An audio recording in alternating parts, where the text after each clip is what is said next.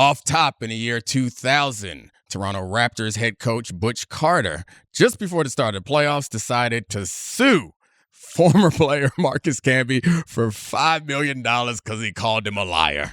Play the music. This is the Domonique Foxworth Show.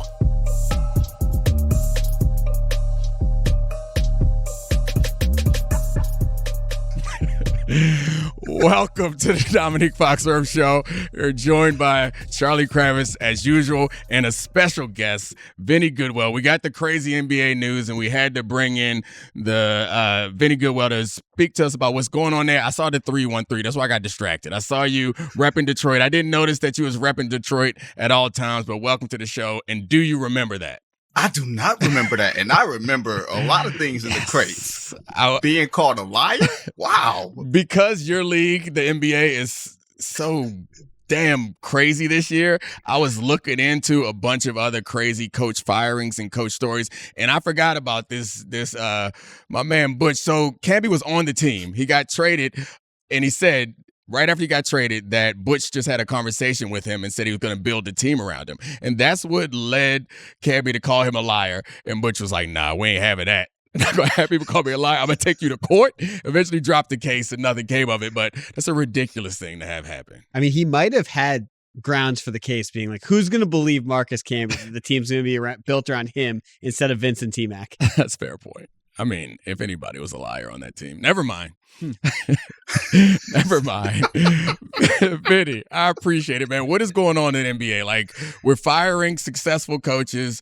We're trading future Hall of Famers. Like, I don't even know where to start on this conversation, but obviously by now everyone knows Mike Malone, championship coach of the Nuggets, is... And GM Calvin. Yeah, I forgot about Calvin. And apparently they had beef, but they just fired them both. So, Vinny, I don't know.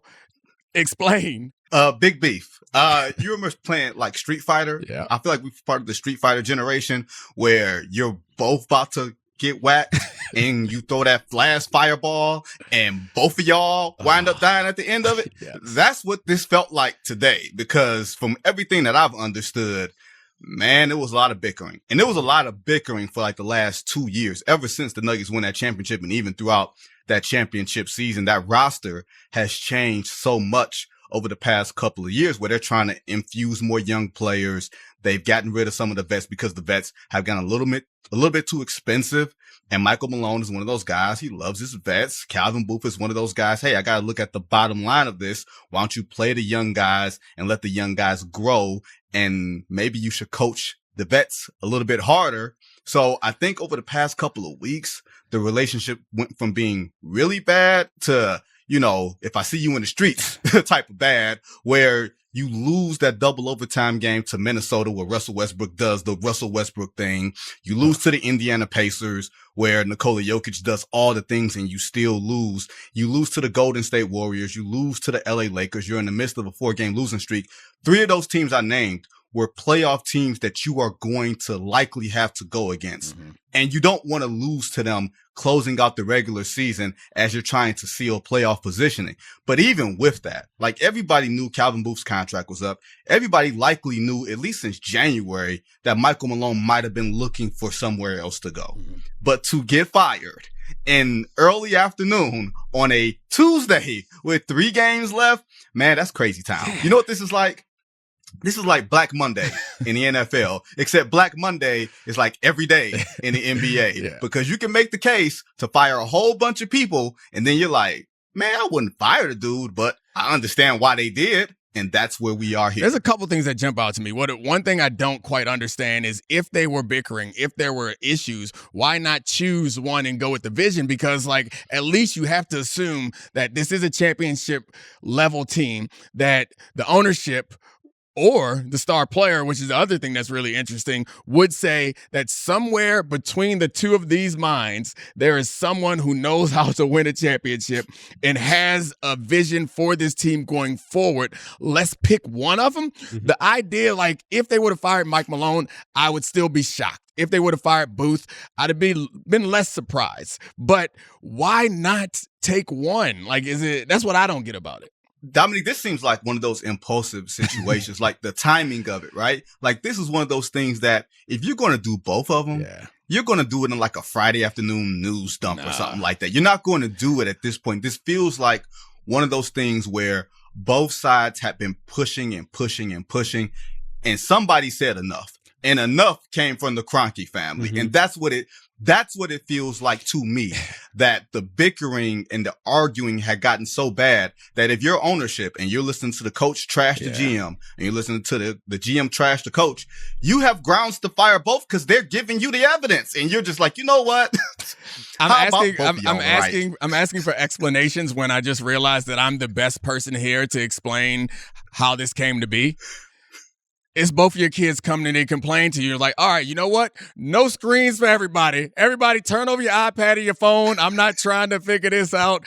Everybody shut up. You all in trouble for the next hour. Go figure it out. But none of them can coach a championship team. Well, and that's the thing about this. None of my kids have won an NBA championship. We're taping this on Tuesday. Yeah. For scheduling issues. You're hearing this on a Friday. So this will be the Nuggets at the time of taping this, despite being 6-10 in their last 16, are the 4 seed. They still have the best player alive, who, despite being winless in April, is averaging 45, 12, and 10 this month.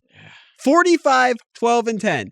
And Vinny, do you view this as punting on this season? I don't even know how important coaching is for this, but this is someone, I know Calvin Booth did not want to pay the tax after their championship season. He wanted to develop the young guys, and that did ruffle feathers with Malone. But Malone also did it. Christian Braun is a legitimate most improved player candidate. That's one of the young guys that they wanted to rebuild this roster around. So is this like a punting on this season? Because those years are precious when you have someone as good as Jokic.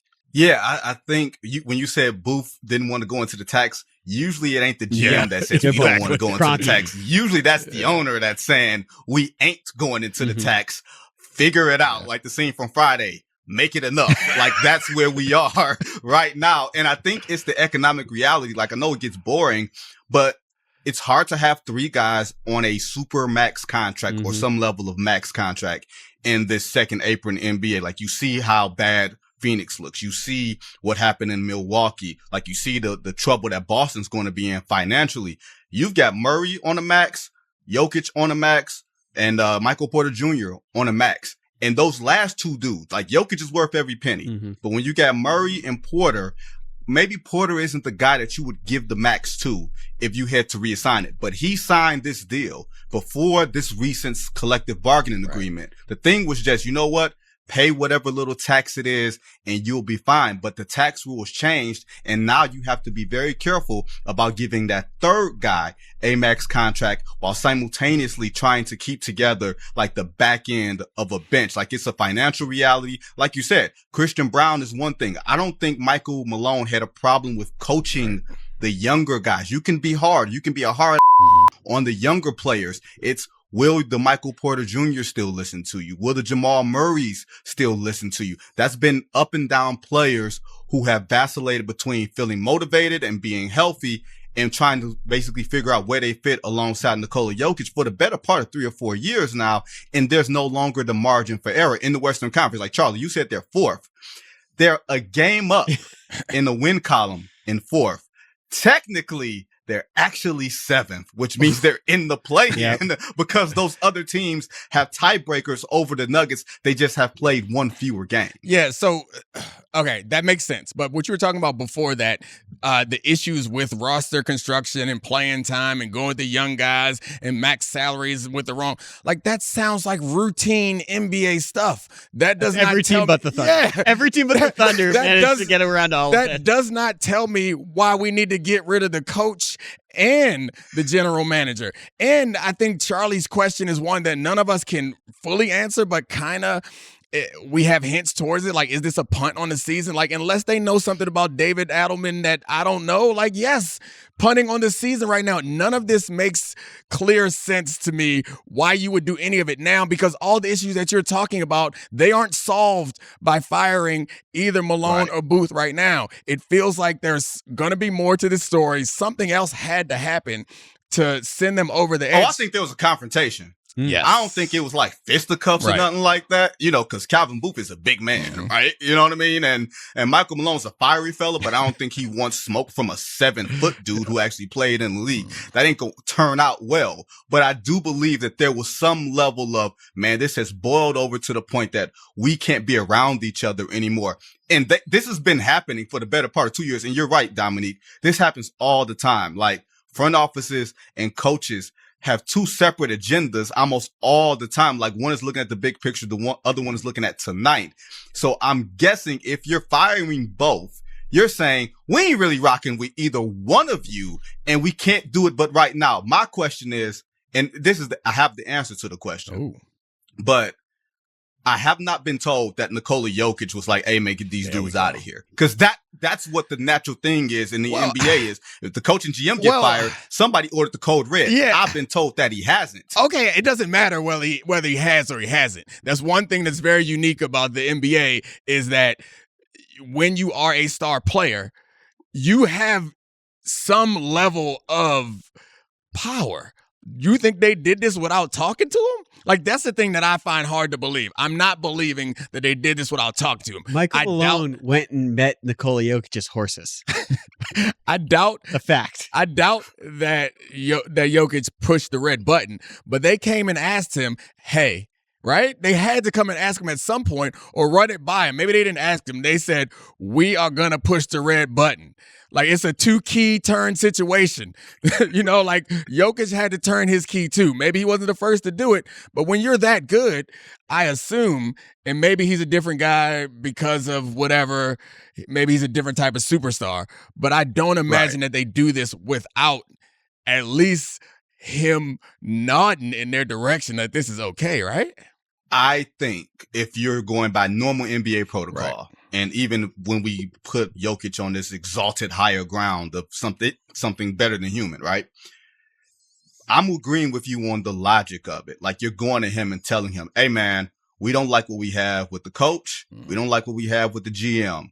And he probably nodded his head and said, okay. Do I think that they went to him like Tuesday morning at 11 a.m. Central Time and said, hey, we about to do this? No, I think there was something leading up to it that was like, hey, man, we can't handle these two anymore. We're going to go in a different direction. He probably said, yeah, okay, whatever. I don't think that they went to him beforehand to do this because from what I understand, everybody was surprised this morning. And if that's the case, I don't think Jokic would have kept quiet. If he's that much of a G with Michael Malone, he might have gave him the heads up. But from what I understand, Michael Malone had been fed up with this situation for the past month and a half. He's seeing some level of writing on the wall. You just wonder if he pushed the big red button. Sometimes you know what to say to get yourself fired. That's a fair point. Maybe he wanted out of there also. But again, it doesn't make sense when you're headed into the playoffs. But I guess if you're on you're not playing well, you feel like you don't have a chance. Maybe you know that you can't win, Dominique. That doesn't sound like any coach I've ever met, especially any coach who has quite possibly the best player in the league right now, like neck and neck with SGA. And I think most people, if you were building a roster, you had to win one game. You had to pick one of those two guys. You take, like, I would like my chances. I would like my chances taking Jokic into the playoffs with Jamal Murray and guys who've been there before. And that's the part that I still don't understand. Here's what I will say, Dominique. I'm with you on that. Here's what I will say. Like a week ago, you know how a coach reaches a point after a game where he's having a therapy session with the media. Maybe y'all haven't seen it because y'all have always been on the other side. Yeah.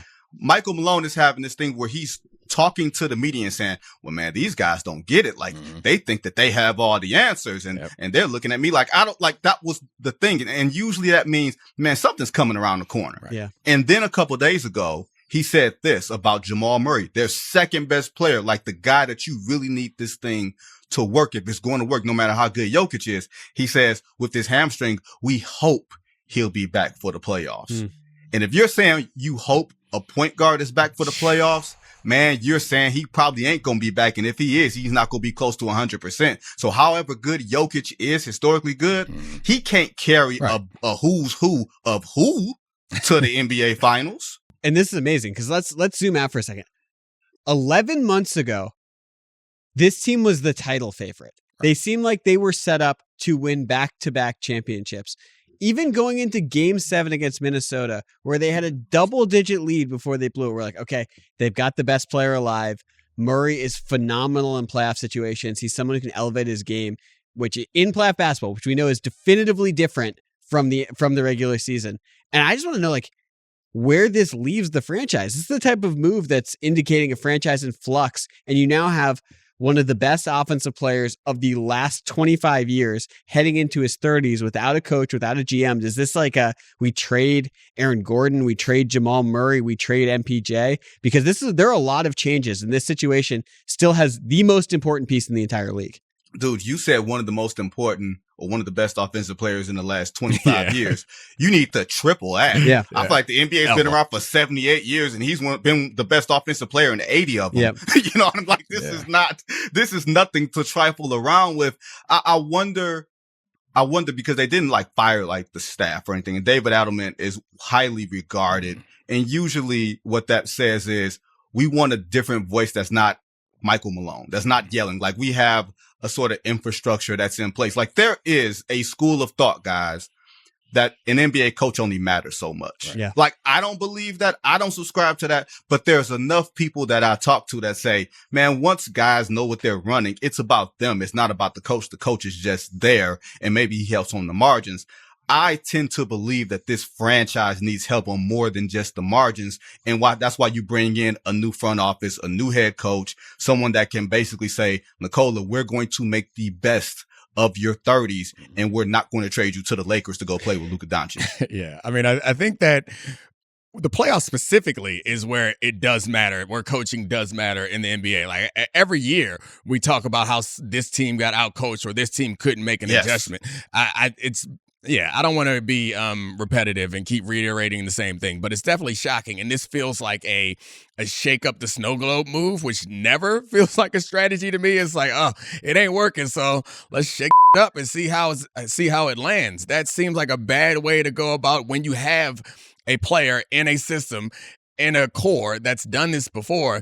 But yeah, you're right. I think Mike Malone probably knew the buttons to press. It's possible that he pressed those buttons, but it's still. The one thing I will say is, as long as you have Jokic on the floor, the numbers do indicate in regular season or playoff basketball, you're going to have the most efficient offense in NBA history with anyone else around him. Yeah, that's a fair point. All right, Vinny, and if there's anything else that I need to know that's going to happen in your crazy league coming up, you got to let me know, brother, because I can't take this. I can't be sitting around preparing for one show, reading up on the house settlement of the NCAA, getting ready to do a whole show breaking down the ins and outs of the future of college sports, and then y'all do some more crazy stuff. Is this Adam Silver's strategy going forward?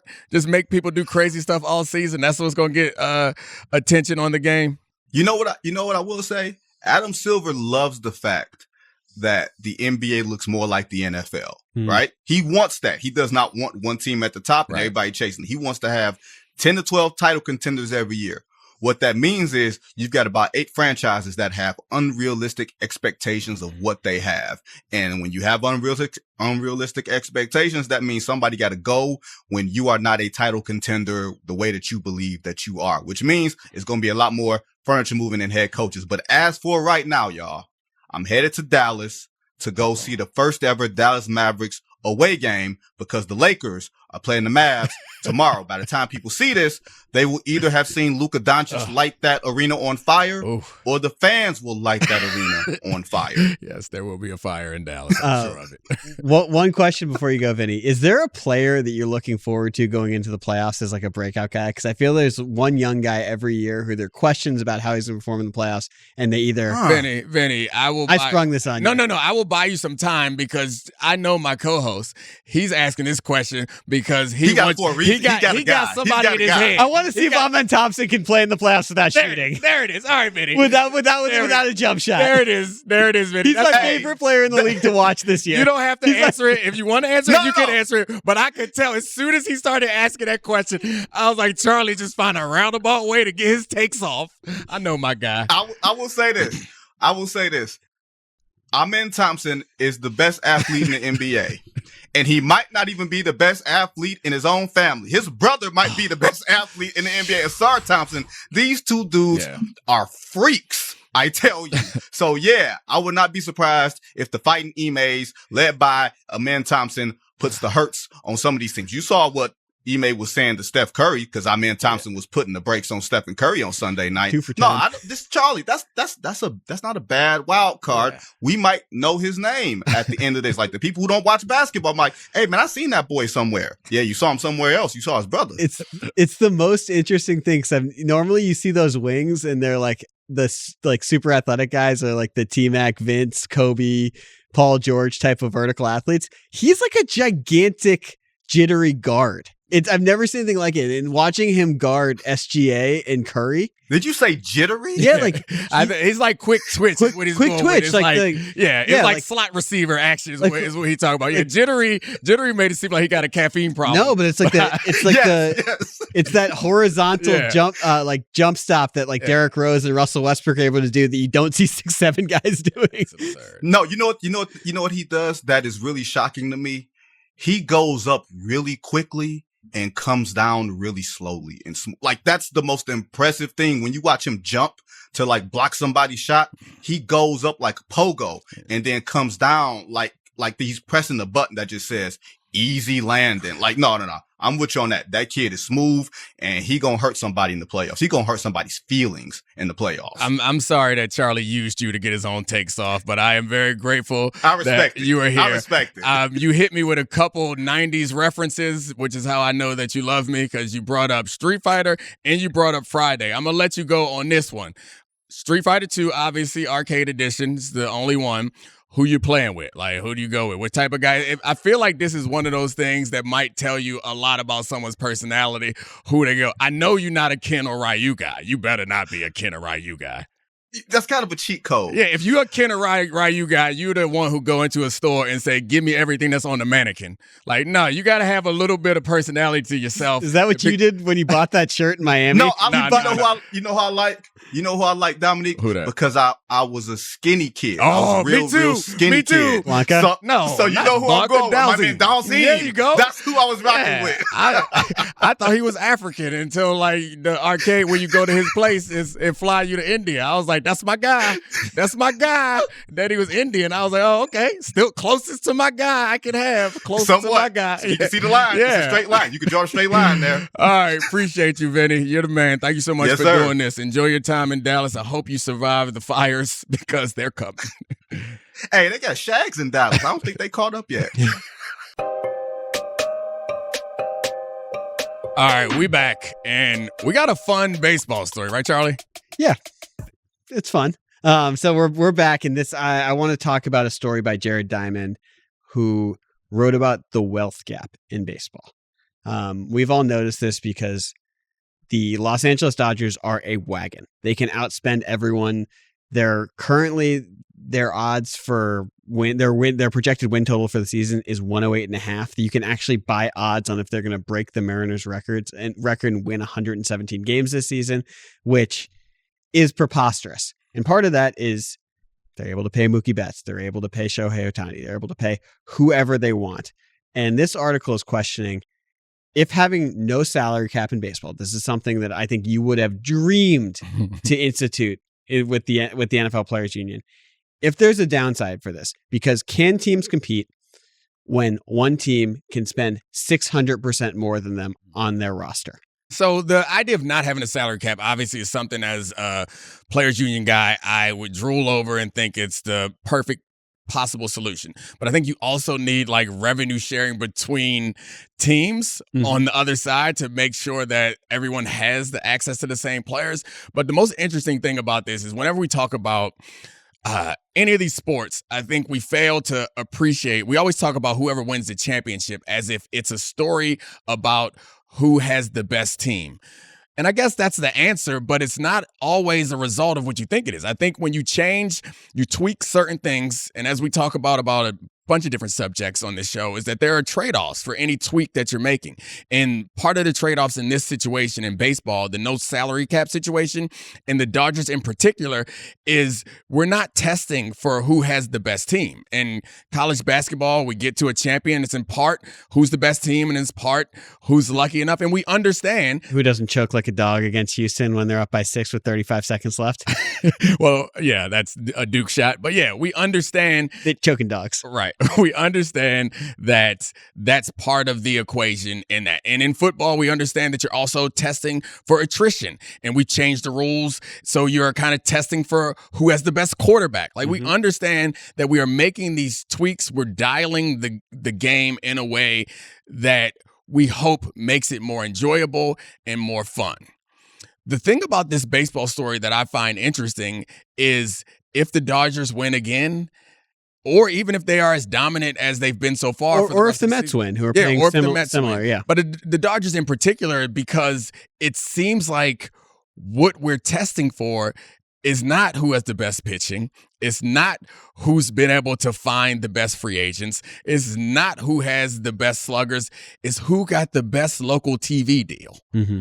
And that's the part where I feel kind of grossed out about it. You're never going to get me to turn against having a true free market because I'm American, damn it, and that's the right way to do things. And specifically, the Dodgers signed a 25-year, $8.35 billion TV deal with Time Warner in 2013, which is just guaranteeing them huge amounts of money annually. Right, yeah. And so the right way, I think, to address this is not necessarily to institute a salary cap because they've tried to put constraints on it in the past. But I think the right way to go about this is to share revenue across teams so that everyone has access to the same amount of funds. But I think that the result of that may end up with certain teams being more aggressive in how much money, or being less aggressive in how much money they try to go. So like it's an imperfect situation, but I think we all would agree that having someone essentially buy their way into the World Series, at least if nothing else, is probably not the best thing for the future of the sport. 100% agree. And it's amazing when you have Hal Steinbrenner of the New York Yankees, the team that buys everyone. Yeah. The team that used to buy everyone. Yeah. Well, and they still have, they rented Juan Soto, they paid for Stanton, they paid for Garrett Cole. They're still one of the highest payroll teams. He has said about the Dodgers in an interview with the Yes Network, the Yankees Network. Yeah. It's difficult for most of us owners to be able to do the kind of things that they're doing because of the financial things. Is it about buying a team to the World Series? Yes, because everyone has the same data now. Everyone has the launch angle, the way to play baseball, the most efficient way. I think you lead us to an interesting point. Is like what you are also doing, and I think you might think that I sound crazy, but one of the things that hurts the NFL as far as innovation is concerned, there's a reason why things trickle up in football. Mm-hmm. You try things in college that find success, and then they find their way to the NFL once they've been tested in college. Yeah, it's the opposite in the NBA. Yeah, it's the opposite in the NBA. But the reason why that works that way is because in the NFL, you have a salary cap and everyone spends the same amount. So there is no incentive to be creative. So at college, it happens because there's huge talent disparities. So you must find a way to generate some sort of innovation that will allow you to be competitive in college. And then eventually those things work their way up. So I compare that to baseball in that, like, the analytics revolution, Moneyball, the reason why all sports are so like nerd focused now is because that money disparity always existed in baseball. And the A's were like, all right, Billy Beane and the A's were like, well, let's figure out a way to compete even though we don't have resources. So as much as it sucks to watch right now, I think that you have to understand that that does create the environment for innovation. And while you say that we've already everyone has analytics, we don't know what the next thing is that someone might be able to optimize for. The Rays are still able to be competitive most years by just being better at evaluating, right? But being better at roster building. But yeah, this has been beaten into the ground. But to the A's point, Theo Epstein saw what Billy Beane was doing, was like, yeah, but how about with the Red Sox? Right. But how about with all that money? Here's an amazing stat. Since MLB expanded to 30 franchises in 1998, teams ranked in the top 5 payroll have averaged 89 wins per season.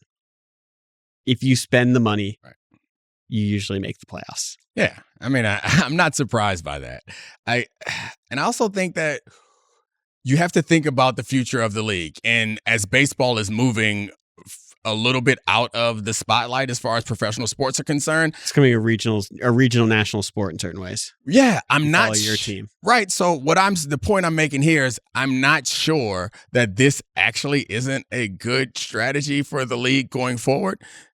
If you get into a situation where there are two teams, or more than that, there's a few major cities. So right now it's like, last year, I tuned into the World Series in part because it was this loaded Yankees team, because this loaded Dodgers team, and I'll watch the rematch this year. And if it's the Mets, I'll watch it. So, like, if you are in a sport that struggles, Phillies too. Yeah, Phillies, and I mean, my beloved Orioles are still hanging in there despite not having the same revenue as the rest of the teams. But if you're in a sport that is struggling to maintain interest on all the teams throughout the season, having big names that we all can follow easily. Like, if there's nothing else that we've learned from like college sports and the NBA, is like those big protagonists is something that we care about. If we get to know these guys year after year, like, I'll care more, right? I actually couldn't agree with you more. Okay. This is a wonderful point, particularly in baseball, a sport where like having the best players compete on the stage when it really matters is the key for this. I mean, the era that I'm nostalgic to at my age is those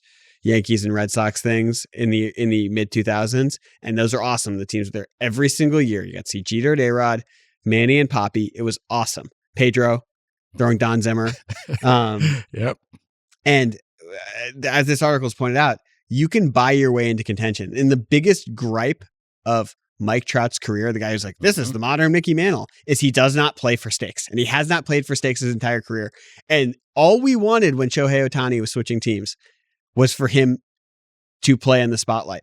All we wanted for Juan Soto, once the Nats decided that they were going to disband their team of Hall of Fame young players, was we saw that guy at 21 years old, shake his junk at pitcher's face and hit home runs at Clayton Kershaw to come back and make the World Series and be the best offensive player in the World Series at a preposterously young age. It was awesome seeing him be the guy who,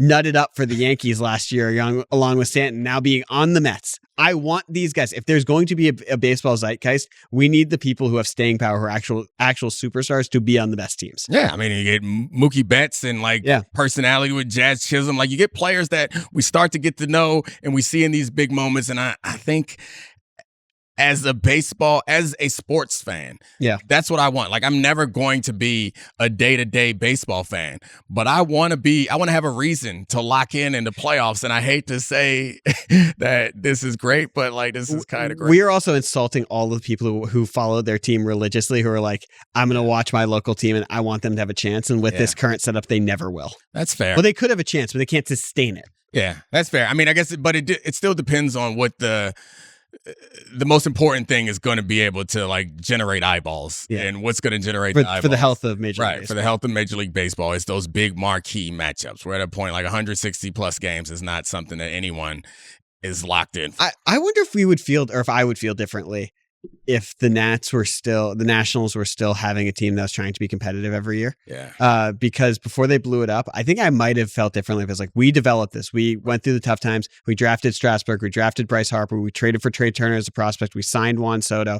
Like, this sucks. We're just going to get outbid for everyone. But since it's like when you have a team that's in the doldrums of a rebuild, and is like, you're checking prospects, you're seeing how they're doing in Fredericksburg.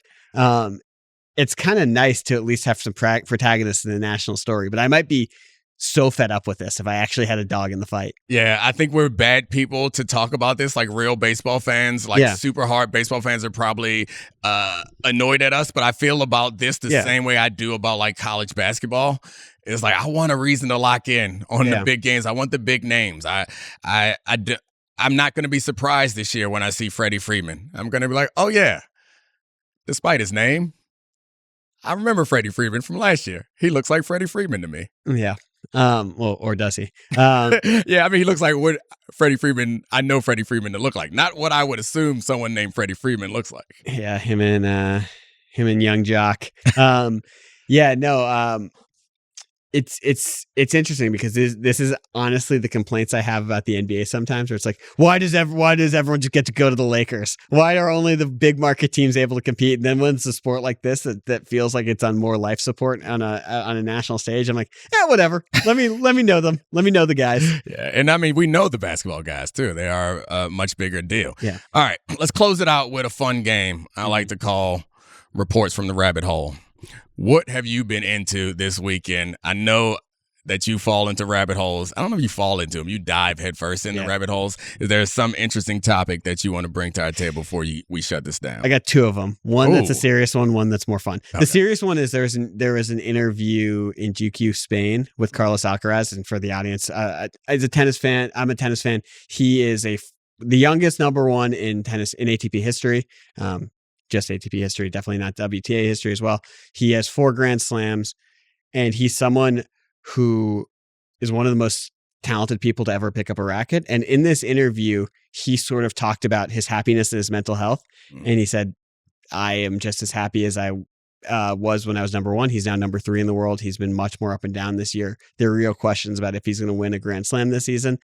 And it got into the mental aspect of him with his coach, Juan Carlos Ferrero, who's one of the great Spanish players ever, Grand Slam winner, who believes you need to find joy in the suffering. Basically, you need to give up everything and be obsessed with the sport if he wants to be on par with Federer, Nadal, and Djokovic. Alcaraz says that's still his goal, but his other goal is being happy. Yeah. And he won't be miserable to do it. He won't have the obsession make him miserable.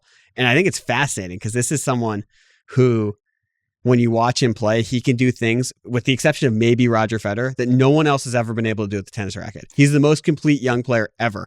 It's a few years ago you introduced me to him as a player before he was winning majors, and I was obsessed. Just with explosive athleticism is not something that I'm accustomed to seeing from tennis players of that level. Like, we've seen explosive athletes on a tennis court, but they don't also translate it into being consistent ball hitters and winners in the way that he did. So, like, why I find this incredibly interesting is I think we kind of view it as maybe a false dichotomy. Is you think that in order to reach your full potential, you have to be obsessive. Yeah.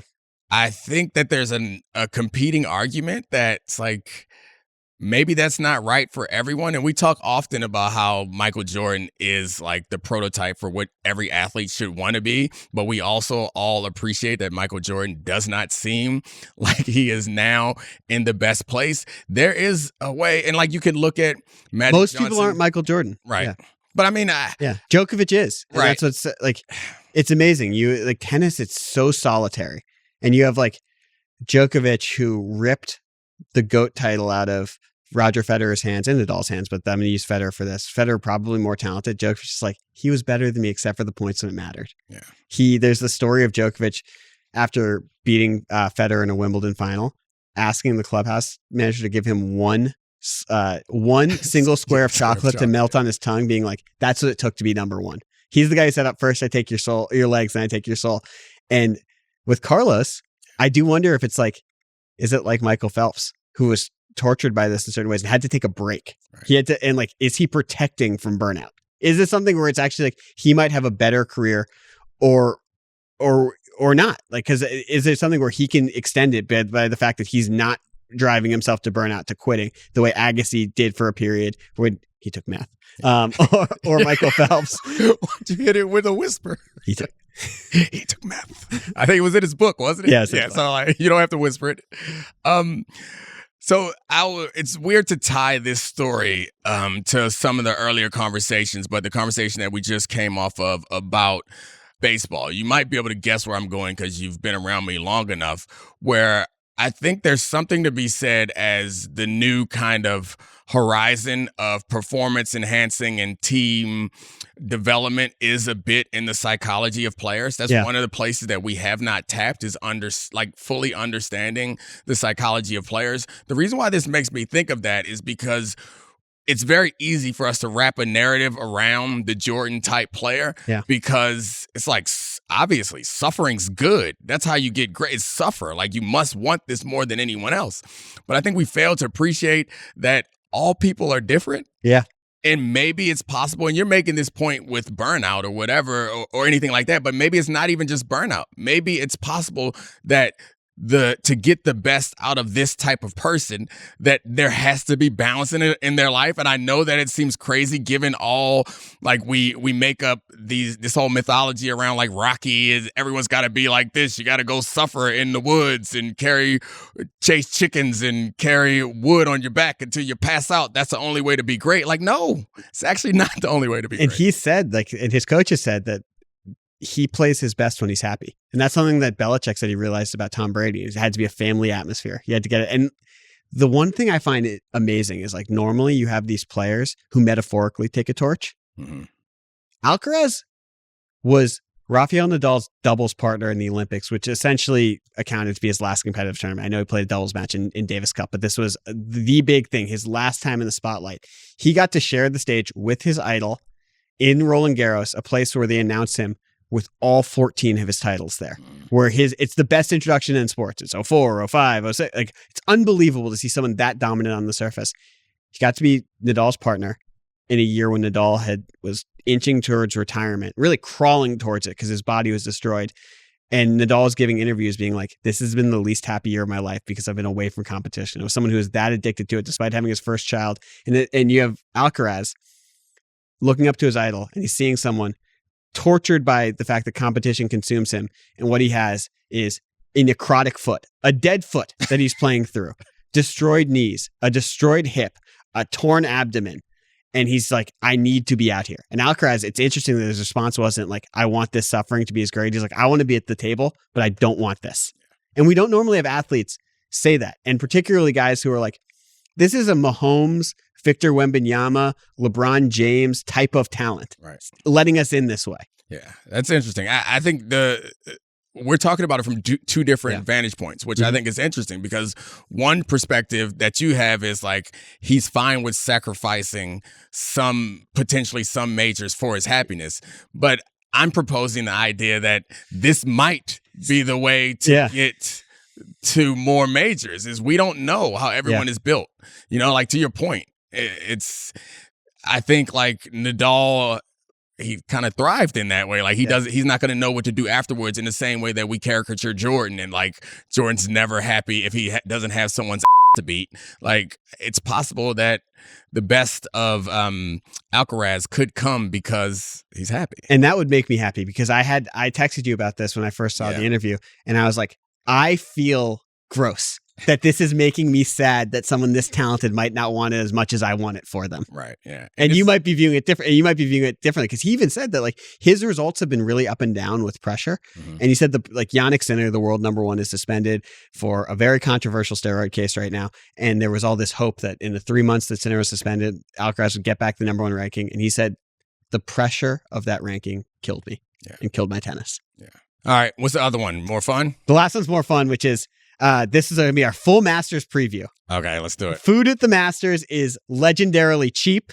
And the tweet is sort of gone viral saying, you're at Augusta, you have $12 in your pocket. What are you going to buy? And I'll read you the menu really quickly and the prices. Egg salad, $1.50. Pimento cheese, $1.50. Pork barbecue, savory tomato pie, Masters Club, chicken salad, ham and cheese, classic chicken. Those are all $3 items. The breakfast stuff, coffee, $2, chicken biscuit, $3, breakfast sandwich, $3, blueberry muffin, $2, fruit, $2.50, a bunch of beverages that are $2, beers are $6, and then we get to desserts. Apple slices $1, apple slices $1.50, chips $1.50, peanuts $1.75, cheese straws $2, cookies $1.75, Georgia pecan caramel popcorn $2, Georgia peach ice cream sandwich $3. You have $12. Yeah. What are you spending on your day at the Masters? I feel like I should have set this question up because you're gonna have a much more interesting answer than me. Because I don't drink beer, and wine doesn't do it for me. So, like, I'm just going bottle of water. That's $2. That's my riskiest purchase right there. I think I'm gonna go. You started with the bottle of water. Yeah, I mean, because I think that when you're building a team, I feel like that's one that you could forget. You could pile up your plate, and then next thing you know, you don't have a drink. So I think I'm starting with the bottle of water. Make sure I have something to wash it down. Going barbecue pork at that point, right? Mm-hmm. I might go barbecue pork and a breakfast sandwich. Go barbecue pork sandwich and a breakfast sandwich. I know the cheese thing and the egg salad is like famous. I don't need no egg salad. I don't need no pimento cheese sandwich. Beat it with that nonsense. And dessert is the next move. You said something about some apple something, right? It's our apple slice. Oh, They also have a Georgia peach ice cream sandwich. Yes, I'm spending the rest of my allowance on Georgia peach ice cream sandwiches. What you got, Charlie? I love it. So I'm going chicken biscuit as my breakfast item. I love a chicken biscuit. I am respecting tradition, and I'm going egg salad sandwich, pimento cheese sandwich, and I'm getting a sweet tea as my beverage. Oh, that's a good move. That's a good move. And then I'm gonna end up a dollar short, but I'm obviously just getting the ice cream sandwich, and I'll keep the dollar in my pocket. Well played. All right, yeah, we were right to have you close it out. You did it better than me. Thank you, Charlie, for a great show. Thanks to Vinny Goodwill. Thanks to all the great producers. I love you, Podville. We out. This is the Domonique Foxworth Show.